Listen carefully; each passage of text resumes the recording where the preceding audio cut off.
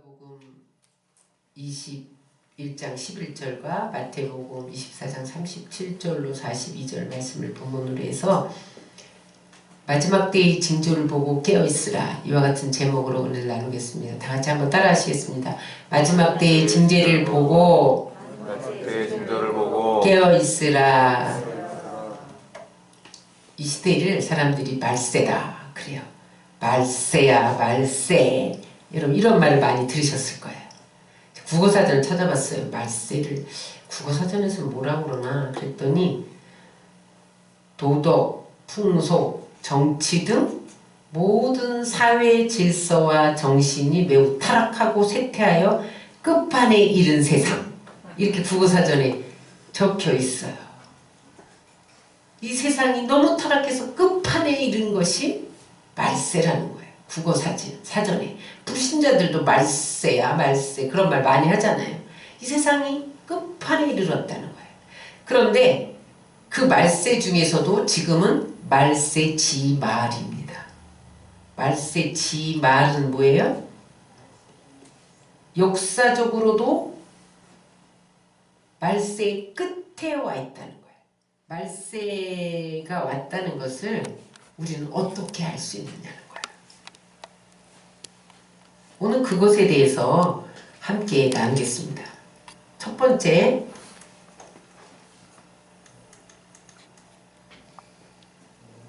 전염병입니다.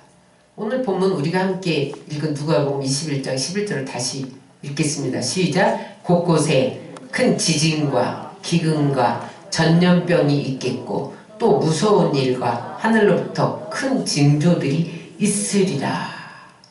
지금 코로나19 같은 전염병은 신약에서는 예수님의 다시 오심의 환란의 시작이라는 거예요. 이제 여러분 벌써 많이 지나갔죠. 사스, 메르스, 조류 독감 수없이 지나갔죠. 지금 코로나19가 또 온 것은 마지막 때가 다가오고 있어. 그런 신호입니다. 그런 사인이에요. 그래서 하나님이 너희도 회개해. 그래야 주님 맞을 준비할 수 있다. 그런 신호로 전염병을 보낸다는 거예요. 그런데 한 곳에 보내는 것이 아니라 곳곳에 보낸다는 거예요.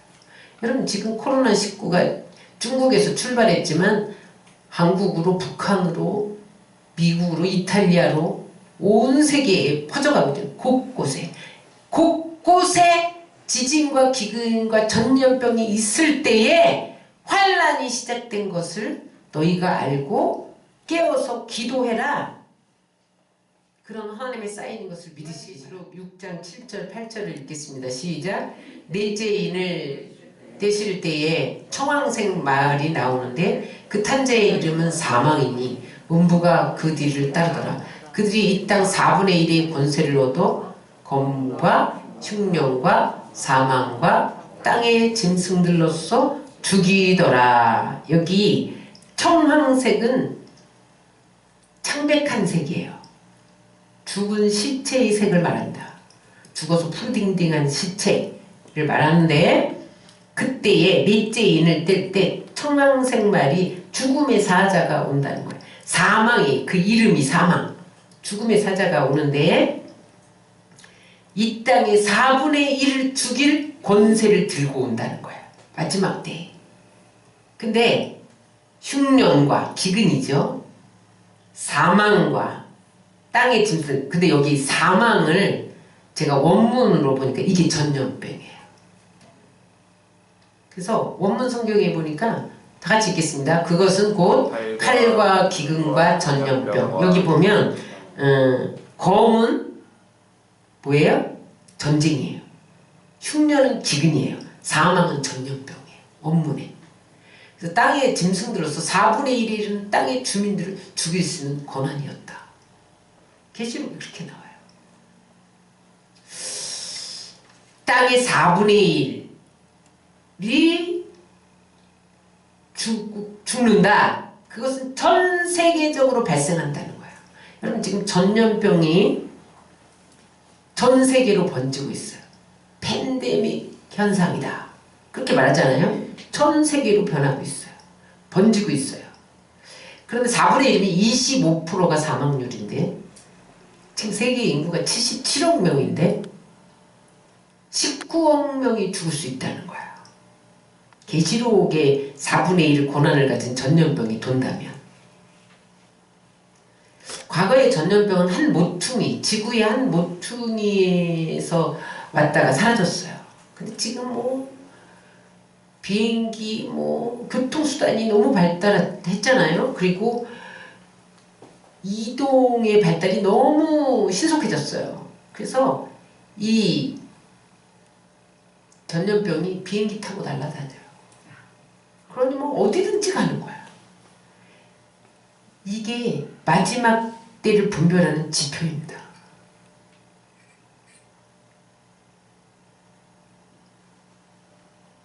지금 현재 우리 의학계에서는 코로나 2차 파동을 우려하고 있어요.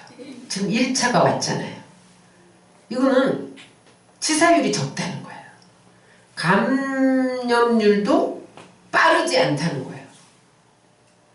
그런데 지금 이탈리아에 번지고 있는 코로나는 이미 변형된 바이러스라는 거죠. 그래서 우리나라보다 감염이 4배나 빨라. 치사율도 7.17%야. 그런데 지금 제가 어제 3월 13일자로 통계를 봤어요. 이탈리아 코로나19 확진자가 17,660명이에요. 숨진 사람이 1,266명이에요. 하루에 200명씩 죽고 있다는 거야. 이탈리아에서만. 근데 이탈리아에서 하루에 200명씩 숨지는 것은 처음이래요. 여러분, 만약에 이 변형된 코로나 바이러스가 빠른 속도로 전 세계에 번진다면 요한계시록에 나타난 4분의 1의 죽음이 올 수도 있는 거예요. 배제할 수 없는 거예요. 그런데 여러분, 우리에게 소망이 있어요. 하나님께서 우리에게 약속의 말씀을 주셨어요. 출애굽기 15장 26절을 다 같이 읽겠습니다. 시작. 이르시되 너희가 너희 하나님 나 여호와의 말을 들어 순종하고 내가 보기에 의리를 행하며 내 계명에 귀를 기울이며 내 모든 규례를 지키면 내가 애굽 사람에게 내린 모든 질병을 하나도 너희에게 내리지 아니하리니 나는 너희를 치료하는 여호와이니라. 애굽에 10가지 재앙이 임할 때에 이스라엘 백성들은 고센 땅에 거했잖아요. 거기에 어린 양을 잡아서 좌우 문설주 임방에 피를 바르는 곳은 넘어갔어요. 왜 그랬냐? 그들이 하나님 보시기에 의롭고 하나님 계명의 귀를 기울이고 순종하고 그랬더니 하나님이 약속하셨단 말이에요. 애굽에 내린 모든 질병이 하나도 너에게 내리지 아니하리라. 그래서 한 사람도 고센 땅 이스라엘은 10가지 재앙에서 죽지 않았다는 거예요. 여러분, 지금 모든 사람이 죽어가도 하나님의 말씀을 순종하고 하나님 계명의 귀를 기울이고 규례를 지키면 이 전염병이 지나가는 것을 믿으시기를 주의 이름으로 축원합니다. 중요한 게 있어요. 예수 안에 거해야 돼요. 그 피 안에 거해야 돼요. 그 안에 거하는 것은 주일날 교회에 나오는 거냐? 그렇지 않다는 거예요. 하나님 말씀을 순종해야 된다는 거예요. 규례를 지켜야 된다는 거예요. 응? 계명에 귀를 기울여야 된다는 거예요. 철저하게 회개해야 된다는 거예요. 그러면 하나님께서 이 재앙이 우리에게 내리지 않게 하시겠다는 거예요. 방법이 그거예요. 그래서 여러분, 제가 서두에도 말씀드렸지만 미국처럼 국가 기도의 날 3월 15일 다 엎드려, 이것만이 살 길인 거예요. 트럼프 대통령은 아는 거죠. 이것만이 살 길이다. 그들은 국교가 기독교잖아요. 기독교 정신 위에 세워진 나라고. 아, 이 재앙은 하나님께로부터 왔구나. 이걸 알고 엎어져서 회개의 날을 선포한 거죠. 여러분, 엎어져서 회개하고 기도하시기를 주의 이름으로 축원합니다. 그 다음에 마지막 때 징조 두 번째, 거짓 선지자들의 미혹입니다. 마태복음 24장은 소계시록이에요. 요한계시록을 방불한 그러한 계시록이라고 할 정도로 마지막 때 일어날 일들에 대해서 우리에게 알려주고 있어요. 첫 번째가 뭐냐면 거짓 선지자가 나타난다는 거예요. 우리 마태복음 24장 4절로 5절을 다 같이 읽겠습니다. 시작. 예수께서 대답하여 이르시되 너희가 사람의 미혹을 받지 않도록 주의하라. 많은 사람이 내 이름으로 와서 이르되 나는 그리스도라 하여 많은 사람을 미혹하리라. 여러분, 이 마지막 때 징조 거짓 선지자가 나타난다는 거예요. 우리나라에 40명의 거짓 선지자가 있습니다. 나는 보혜사다 뭐 이러는 이만희라든지 문선명이라든지 정명석이라든지. 근데요, 미혹한다 그랬잖아요. 이상하게 그들과 대화를 하면 미혹돼요. 그래서 여러분, 이단에 지성을 자랑하는 교수들이 그렇게 많다는 거예요. 인류대학 나온 사람들이 그렇게 많다는 거예요. 왜냐하면 그들이 미혹되는 거예요. 그래서 여러분, 미혹되지 않도록 주의해야 된다. 방법은 말씀을 어설프게 알면 미혹된다. 말씀을 샅샅이 알아야 된다. 그래서 저들이 가지고 오는 게 요한계시록이에요. 왜냐하면 요한계시록에 대해서 일반 교인들이 약하거든요. 그러니까 14만 4천 명이 만 들어간다. 들림받는다. 14만 4천 명이 우리 교회야. 미혹하는 거예요. 성경을 모르니까. 성경을 들이대. 이거 봐, 14만 4천이라고 있지? 그건 유대인의 수예요. 유대인의 구원받는 수를 상징적으로 말한 거예요. 이방인의 때는 끝나요. 재환란이 오기 전에. 공중 재림에 참여하지 못한 자만 이 땅에서 또 7년 환란 때 복음을 들을 수 있지. 7년 대환란에 구원받은 수는 유대인의 수인데 말씀을 어설피 아니까 그거 갖고 들이대다가 넘어가는 거예요. 그러면 여러분, 말씀을 읽고 묵상하고 쓰고 공부해야 된다. 그래서 미혹되지 말아야 돼요. 이게 마지막 때 징조예요. 그 다음에 세 번째, 전쟁과 기근과 지진입니다. 마태복음 24장 6절 7절 다 같이 읽겠습니다. 난리와 난리 소문을 듣겠으나 너는 삼가 두려워하지 말라. 이런 일이 있어야 돼. 아직 끝은 아니라 민족이 민족을 나라가 나라를 대적하여 일어나겠고 곳곳에 기근과 지진이 있으리니. 전쟁이 일어난다는 거야. 나라가 나라를 대적하고 난리와 난리 소문은 전쟁을 말하는 거야. 여러분, 1차 세계대전 때 900만이 죽었어요. 2차 세계대전 때 6,200만 명이 죽었어요. 6.25 때 400만 명이 죽었어요. 여러분, 앞으로 계속해서 지금도 이 나라에 이란, 이라크 전쟁, 이스라엘 전쟁이 끊임없이 일어나죠. 우리나라 천안함 사건, 이런 게 다 난리와 난리 소문이에요. 이런 것들이 왔을 때 너희들은 깨어 기도하고 지금 마지막 때가 다가오고 있는 줄 알고 예비하고 있으라. 지진이 일어납니다. 큰 지진만 몇 가지 보면 중국 수산성 지진으로 7만 명이 죽었어요. 근데 참 재미난 얘기가 있어요. 그때 지진이 일어날 때 개미들이 대거 이동을 했다는 거야. 왜 저 개미들이 떼를 지어서 이동하나 했더니 지진을 하면 다 죽을 것 같으니까 지질권 밖으로 다 이동했다는 거야. 근데 사람들은 지진이 일어날 것도 모르고 그 자리에 숫산성에 그냥 있다 7만 명이 죽었다는 거야. 그럼 마지막 때 지진이 일어난다. 그러면은 여러분 준비하고 개미 때처럼 이동해야 되는 거예요. 준비. 응? 영적으로 준비해야 되는데 아유 무슨 지진 무슨 마지막 때 그러다가 죽는 거예요.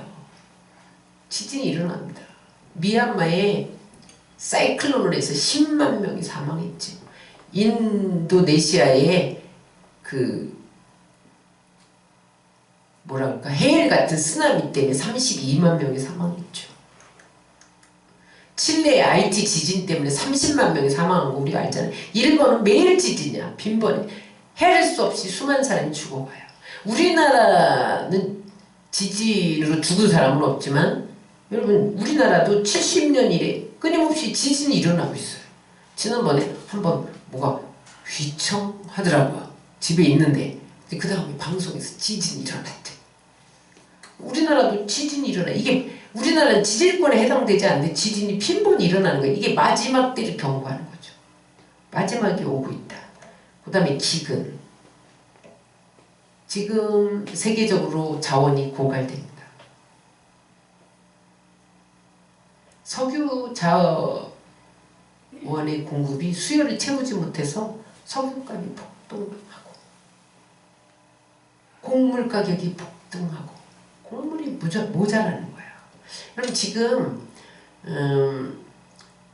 석유값이 지금 내리고 있는 것은 이라크와 미국과의 경쟁 때문에 잠시 그런 거고 자원은 고갈됩니다.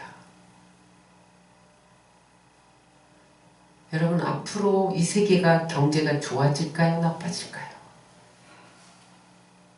결코 좋아지지 않습니다.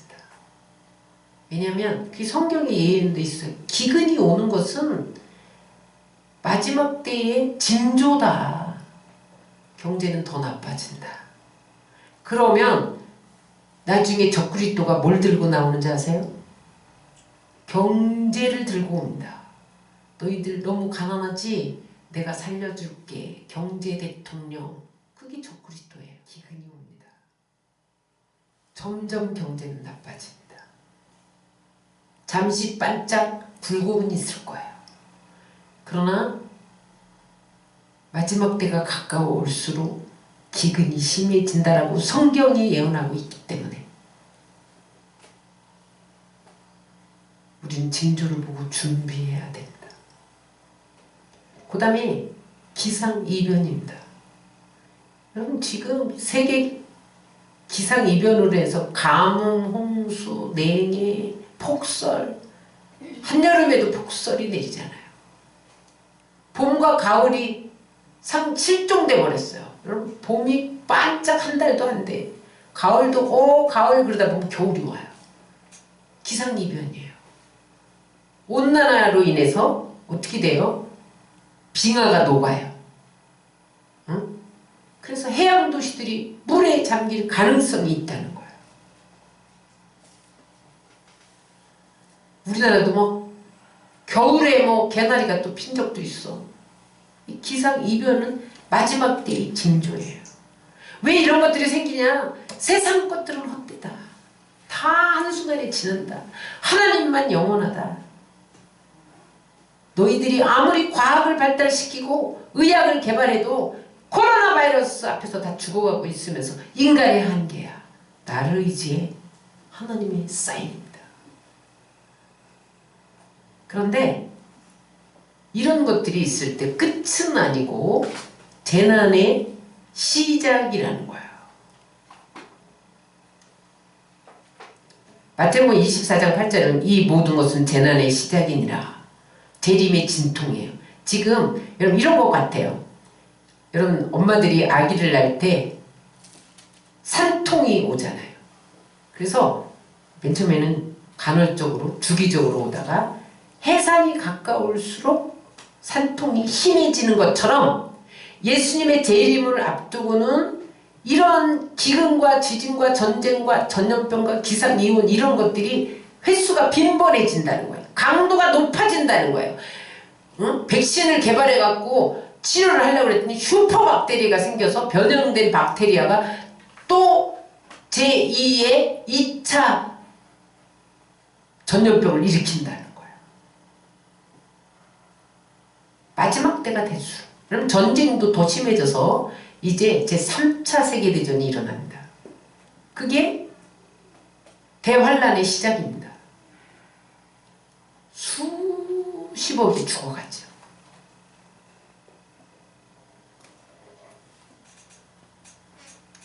세 번째, 마지막 때의 징조입니다. 예수 이름 때문에 핍박이 심해집니다.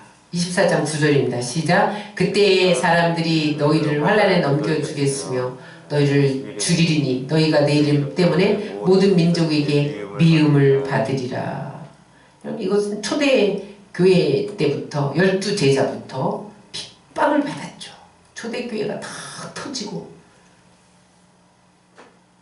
예수님 12제자 중에서 가룟 유다만 순교 안 하고 사도 요한은 왜 순교 안 했냐? 기름감에 집어넣는데 하나님이 마지막 때 반모섬에 가서 계시록 받아서 적어야 되기 때문에 살렸어요. 기름감에 튀기려고 집어넣는데 기름 가마가 튀지를 못하는 거예요.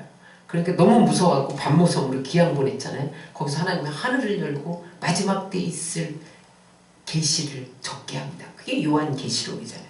특별한 사명이 있어서 요한은 안 죽었고 나머지 10제자는 다 순교했죠. 로마 시대에요. 원형 경기장 사자밥되고 화형시키고 그런 300만 기독교인이 순교를 당했어요.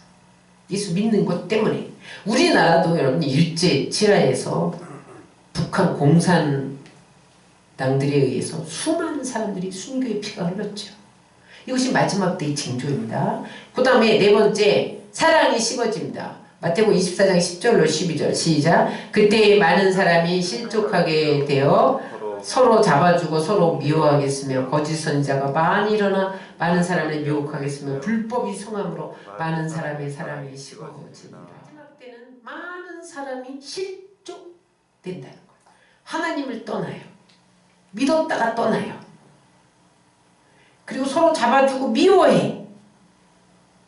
사랑이 식어가요. 나밖에 몰라. 너는 죽어도 돼. 나만 살면 돼. 이런 게 사회에 팽배해진다.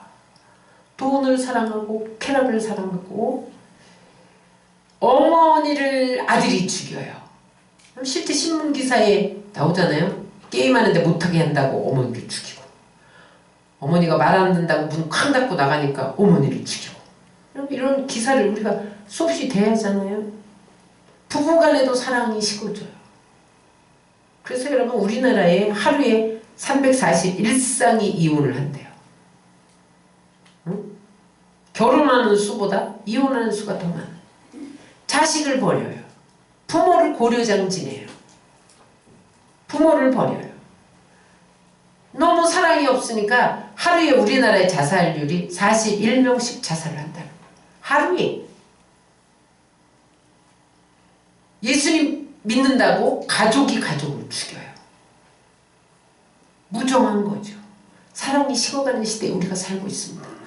이러면 어떤 줄 알아라? 마지막 때의 시작인 줄 알아라. 그러나 여러분 13절에 보면 끝까지 견디는 자가 복이 있는 것을 믿으시기 바랍니다. 끝까지 있네. 끝까지 믿음이 온 세상에 전파될 때에 끝이 옵니다. 자, 마태복음 24장 14절 시작. 이 천국 복음이 모든 민족에 증언되기 위하여 온 세상에 전파되니 그제야 끝이 오리라. 전염병, 전쟁, 기근 이런 것은 아직 끝은 아니고 징조야. 준비해. 그런 사인이라면 복음이 땅끝까지 전해지면 그때 끝이 온다는 거예요. 땅끝이 어디예요? 이스라엘입니다. 땅끝이 저기 서바나 끝이 아니고 이스라엘이 안 믿잖아요. 대환란 때 믿어요. 그럼 이제 끝이 오는 거예요.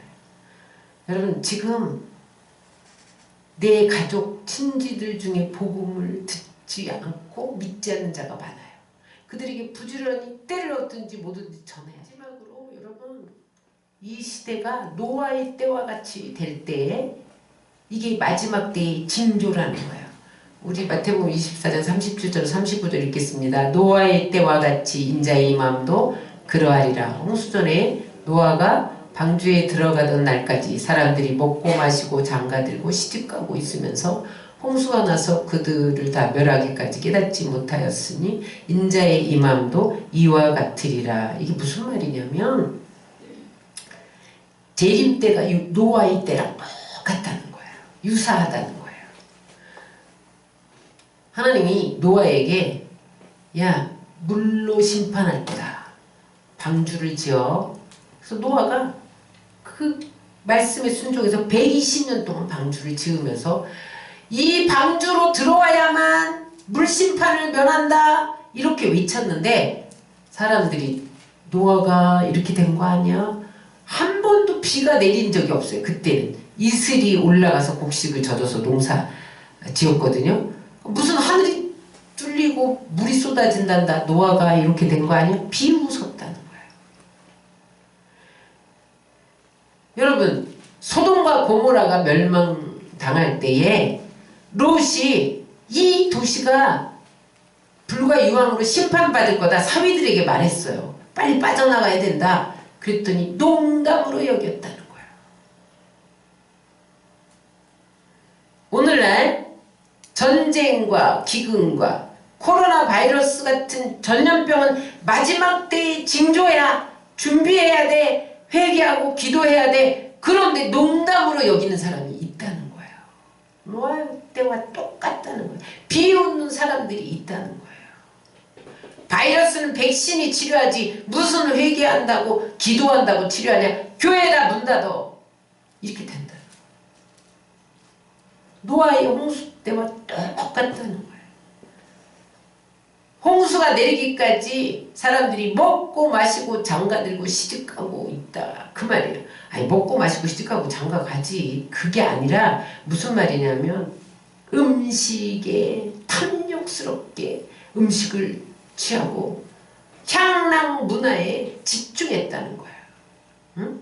정욕과 탐욕적인 생활을 했다는 거예요. 여러분 우리나라 이 세계의 지금 마지막을 보세요. 여기 시집가고 장가간다는 것은 자폰했다는 거예요. 평범한 시집장가가 아니에요. 동성애했다는 거예요. 소돔과 고모라 성이 왜 멸망했어요? 동성애 결혼했다는 거예요. 노아의 시대에도 자폰했다는 거예요. 지금 여러분 동성애를 합법화하자 이런 운동이 우리나라에도 일어나고 있잖아요. 벌써 뭐 호주니 뭐 미국이니 뭐 이런데 동성애 받아들였잖아요.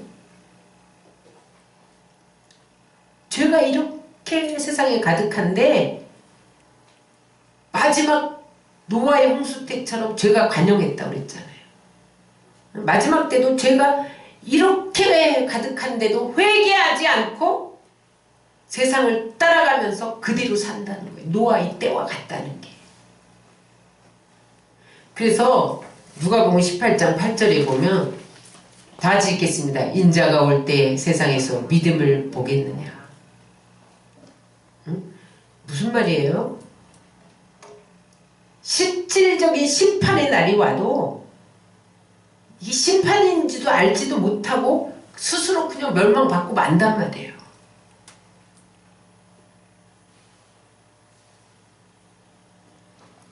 휴거라는 영화에 보면 이제 휴거라는 영화에 나오는 한 장면인데 적그리스도가 이 땅에 나타나면서 예수님 안에 있던 사람들은 들림 받아요.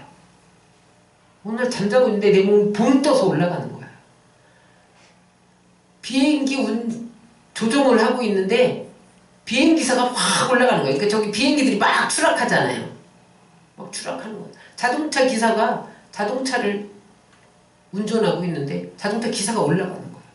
자동차끼리 부딪히고 이 땅에 대환란이 시작되고 비행기가 떨어지고 배가 뒤집히고 성경에 한 사람이 두 사람이 밭을 메고 있는데 한 사람은 데려감을 당하고 한 사람은 노연함을 당하고 남아있고 두 사람이 맷돌을 갈고 있는데 한 사람은 들려오려고 한 사람은 그대로 있다. 이렇게 표현하고 있어요. 일어나 보니까 남편은 없어졌는데 아내만 남았어. 자식은 올라갔는데 엄마만 남았어. 이런 것이 휴거라는 영화에 나와요. 근데 그때 남은 어떤 소녀가 어머나 성경을 아는 소녀가 사람들이 휴거됐구나. 그럼 확 주저앉아요. 나는 못 올라갔구나. 그때서야 깨닫는 성경을 아는 사람들은. 그런데 성경을 모르는 사람들은 이게 웬 대환란이냐 대환란이냐 이러고만 있어. 그럼 이 징조들이 나타날 때 우리가 준비하고 있지 않으면 남는다는 거예요. 응? 그래서 이렇게 징조가 나타날 때 너희는 어떻게 있어야 되느냐? 따라하세요. 깨어있으라. 24장 42절 44절 읽겠습니다. 시작. 그러므로 깨어있으라. 어느 날에 너희 주가 임하는지 너희가 알지 못함이니라. 너희도 아는 바니 만일 집주인이 도둑이 어느 시각에 올 줄 알았더라면 깨어있어 그 집을 뚫지 못하게 하였으리라. 이러므로 너희도 준비하고 있으라. 생각하지 않은 때에 인자가 오리라. 깨어있으라는 말을 원문으로 보니까 그레고레 이태, 그래서 무슨 말이냐면 정신 차려, 정신 차려 이런 소리더라고요.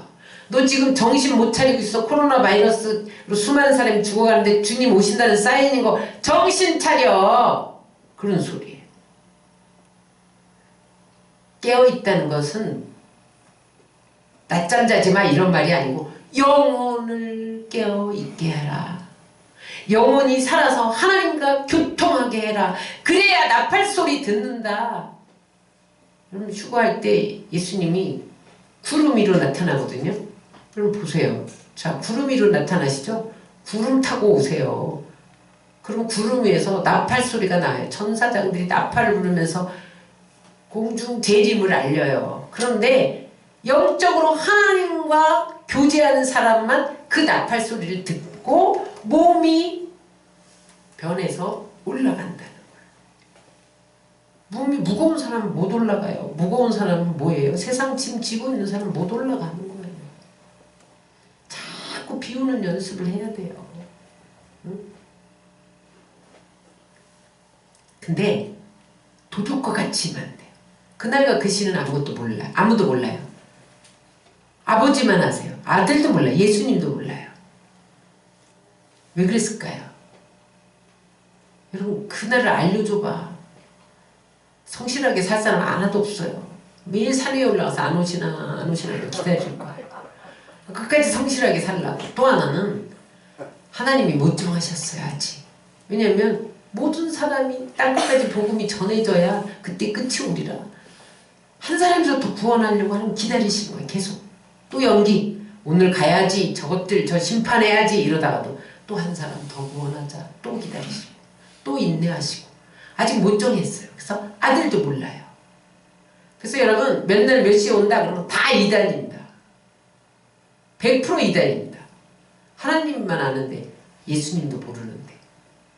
그런데 그러니까 도적과 같이 만다는 거예요.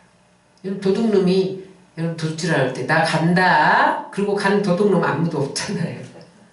오늘 갑자기. 그러나 깨어있으면 도둑을 막을 수 있다는 거예요. 아무리 도둑과 같이 와도 깨어있으면 막는다는 거예요. 깨어있어야 돼요. 예수님과 깊은 관계성을 맺고 있어야 돼요. 성령 충만해야 돼요. 그게 기름 준비예요. 여러분 이스라엘에는 낮이 너무 더우니까 밤에 결혼식을 하잖아요. 그런데 먼저 신랑이 신부집에 가서 지창금 흥정을 해요. 내가 신부를 평생 데려다 내가 살고 먹여야 하는데 지창금을 좀 주세요. 그러면 이제 신부 아버지가 지창금 그래 1억 준다. 그럼 신랑이 얼른 받아올 텐데 아니야 5천만 원만 줄게. 그럼 1억 주세요. 막 신랑이 일을 벌여요. 그러다 결혼식이 늦어져요.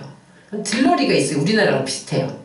신랑 신부 들러리 가서 친구들이 근데 뭐냐면 밤중에 결혼식을 하니까 등불을 들고 신랑이 오는 길을 예비해야 돼요. 근데 이 신랑하고 신부 아버지가 지창금 때문에 둘 다 짠돌이기 때문에 흥정이 길어질 것 같아. 아니 나는 그냥 천천히 기름 준비할래. 그리고 기름 준비하지 않다 5처녀는 갑자기 늦게 올 줄 알았는데 빨리 와서 내가 신랑이로다. 그러니까 나 좀 꽂을래? 안 꽂어. 근데 기름 사러 간 다음에 식장문이 닫혔다는 거야. 우리나라는 여러분 식당을 계속 열어놓고 밥 먹고 막 그러는데 유대인 결혼식은 그렇지 않아요. 일단 시간이 신랑 신부 입장 딱 하면 딱 걸어 잠겼습니다.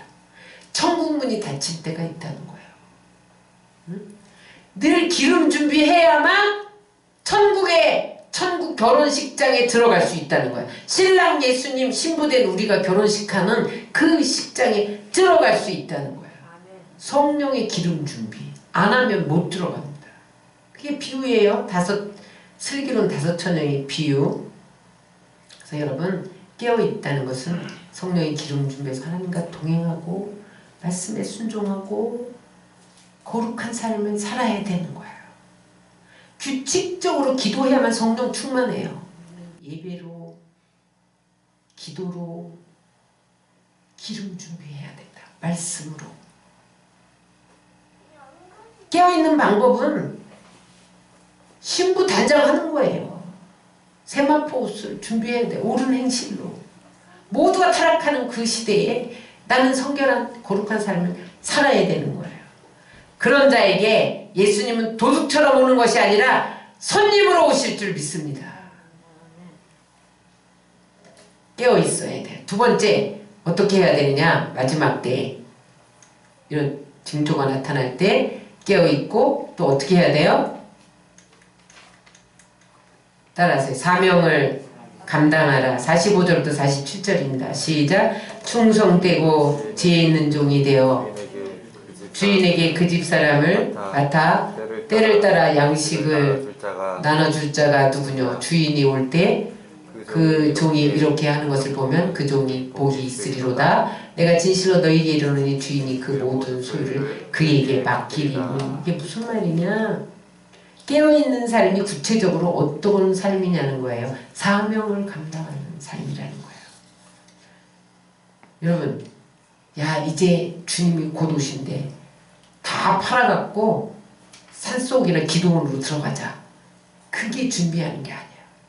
어떻게 해야 돼요? 스피노자는 내일 지구의 종말이 온다 할지라도 오늘 난 한 그루의 사과나무를 심겠다. 있는 자리에서 충성해야 된다는 거예요. 자기 사명을 감당해야 된다는 거예요. 삶의 자리에서 하나님이 나에게 주신 달란트대로 자기 일에 충실해야 된다는 거예요. 게으르고 나태하지 말아야 된다는 거예요. 여러분 성탄의 기쁜 소식을 맞이했던 목동들은 밤에 깨어서 양을 치던 자들이었어요. 베제로가 여러분 열심히 일할 때 예수님이 불렀지 직업을 잃고 뒹굴뒹굴 하는 사람 안 불렀어요. 예수님.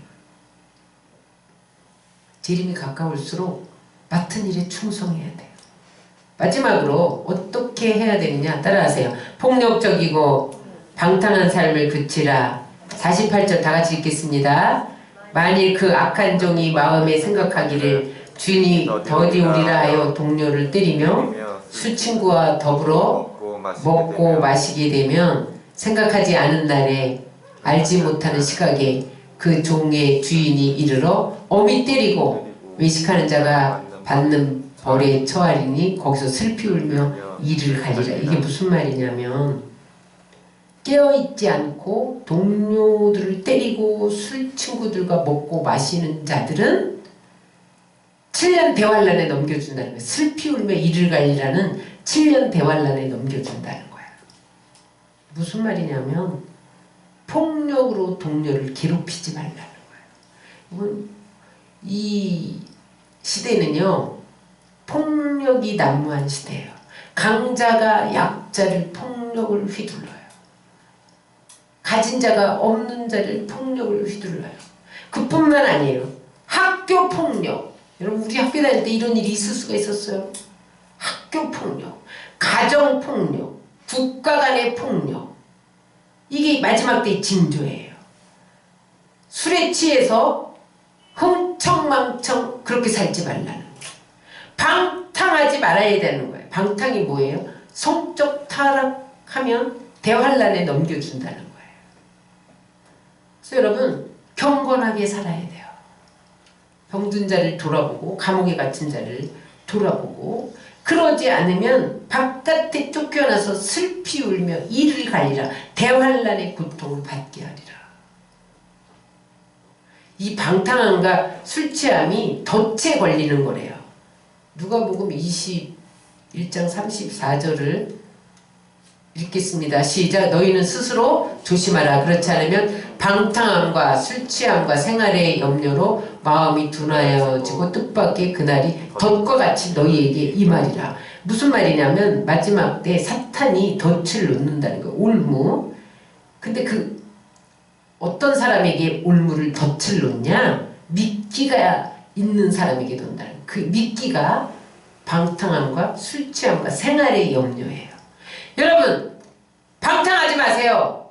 술 취하지 마세요. 생활에 염려하지 마세요. 사탄이 덫을 놔서 여러분 거기 빠지게 해서 대환란에 넘겨준다는 거예요. 그래서 여러분 우리를 방탕하게 하는 성적 타락에서 타락을 경계해야 돼요. 알코올 중독, 게임 중독, 도박 중독 그런 것에서 빠져나와야 된다는 거예요.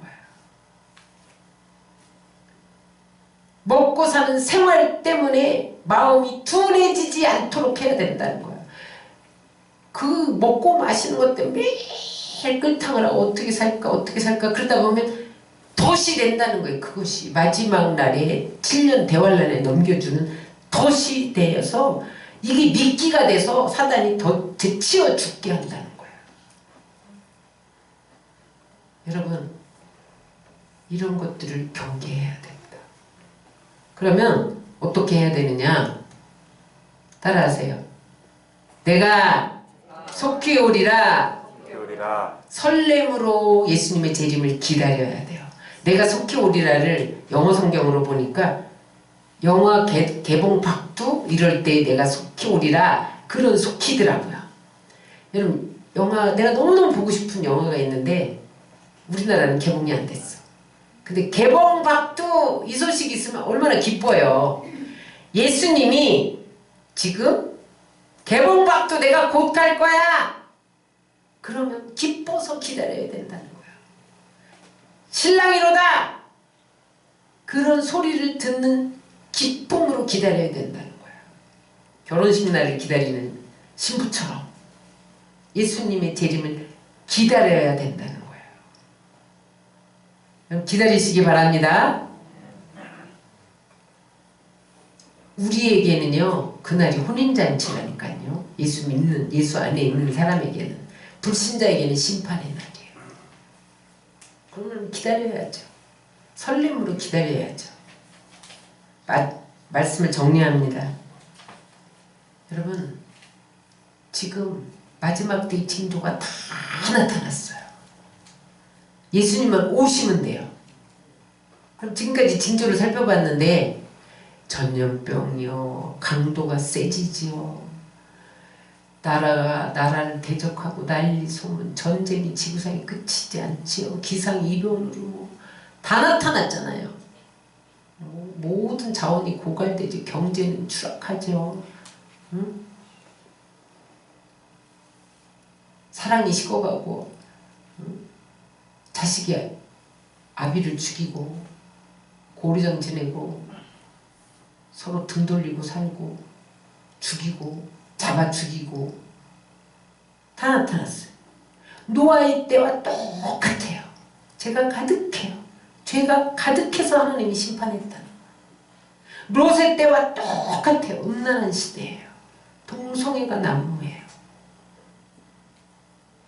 깨어 기도하시기 바랍니다. 방탕함과 술 취함과 생활의 염려를 내려놓으시기 바랍니다.